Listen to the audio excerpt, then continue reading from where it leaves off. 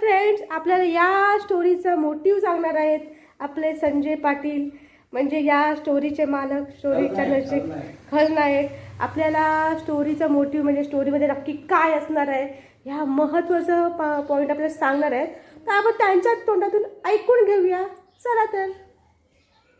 एक मिनिट.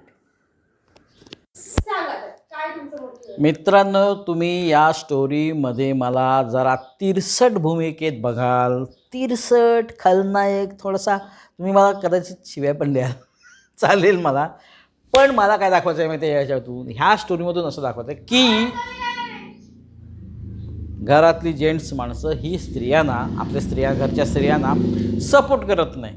ती फालतू समजतात. तुला काय जमणार आहे, तुझ्या बस ती बात नाही, तुझी ती कॅपॅसिटी नाही, तुझी ती पात्रता नाही, हे असं दाखवून आपल्या घरच्या स्त्रियांना डिमोटिवेट करत असतात. काही पुरुष सपोर्ट करतात, नाही असं नाही, काही जेंट्स लोक करतात सपोर्ट, पण काही लोक करत नाही. तर आपल्याला ह्या स्टोरीमधून असं दाखवायचं आहे की घरच्या स्त्रीला सपोर्ट करा, तिची कॅपॅसिटी जी आहे तिच्यापेक्षा त्याला प्रोत्साहन द्या. नक्कीच तिची 50% कॅपॅसिटी असेल तर 100% व्हायला तिला वेळ लागणार नाही. त्यामुळं सपोर्ट करा घरच्या स्त्रीला. घरची स्त्री ही लक्ष्मी असते.